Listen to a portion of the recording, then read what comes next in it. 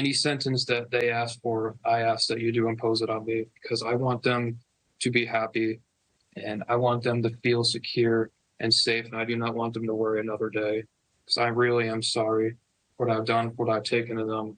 I cannot give it back, but I can try my best in the future to help other people, and that is what I will do. So thank you, Yvonne. 17-year-old boy, 15 years old at the time of his crime, being treated as an adult, sentenced as an adult. And you can say what you will about the horrifying carnage that killer exacted upon so many innocent people, kids themselves with loving families left in shambles, other kids who will also live as gunshot survivors. Try and figure out what that means.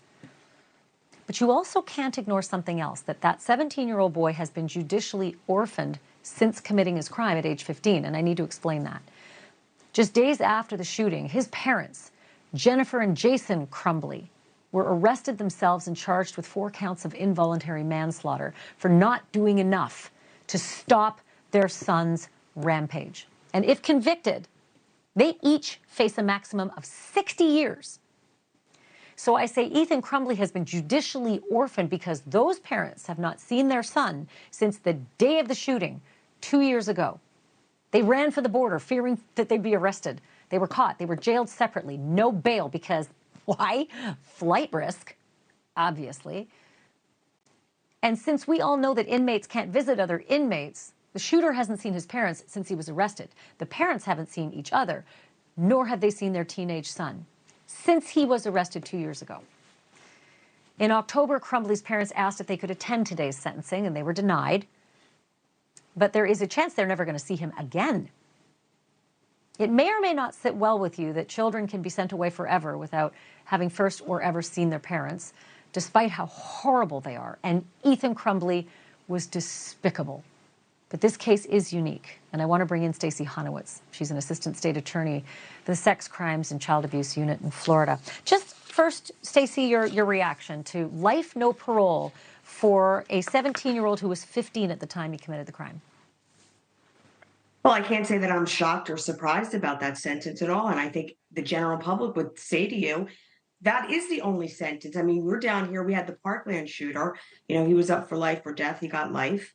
And I just think that when you look at this case, there's no other way to say that the public can be protected. You have a mass shooter who goes into a school. He kills 4 kids. He traumatizes everybody around him. And I don't know how you walk into a courtroom and say, Judge, give him less than life or let him see the light of day. Now, you will have people that will argue he needs to be rehabilitated. He's only a child. Well, I don't think that the parents of those kids that were killed are ever going to see it that way, or the people that watch this roll out every single day. We see it on the news every single day. So, you know, let me play for you. That's what it would be. It would be life without any parole. Let me play for you and for our audience sound from court today from one of the family members of Madison Baldwin, who he murdered, one of the kids he murdered. Crystal Baldwin is her aunt, and this is what she said in court.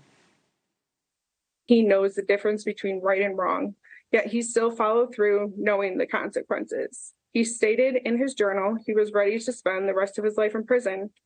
I implore you to grant him his wish and sentence him with life without the possibility of parole. Stacey, it is hard to imagine what the families of these 4 murder victims are going through. It's hard to imagine what the survivors are going through, what the whole community is going through based on what that killer did. At the same time, his attorney says he's different, he's remorseful, he's on medication, he's seeing a therapist, he's got positive adults in his life. And it's hard to sort of think between a 15-year-old, I get it, a 15-year-old knows not to murder everybody, but a 15-year-old is different than an adult as well. And yet the judge said this is for private and public deterrence. Is it going to be? Is it actually going to deter the next school shooter, whatever his or her age is going to be? Well, I don't have a crystal ball. I can't predict. But, you know, we do sentence in the hopes that it will deter another person from doing this, and hopefully it will. And, you know, Ashleigh, I know we talk about, you know, the parents not getting to see him, or the parents, are they responsible? You know, your viewers have to know that there was a lot of evidence that these parents did know. They knew about these text messages. They gave him a gun knowing that he was having these problems, knowing that he talked about shooting. So when we look at this all in the totality of the circumstances, we have to say that there is responsibility here for the parents.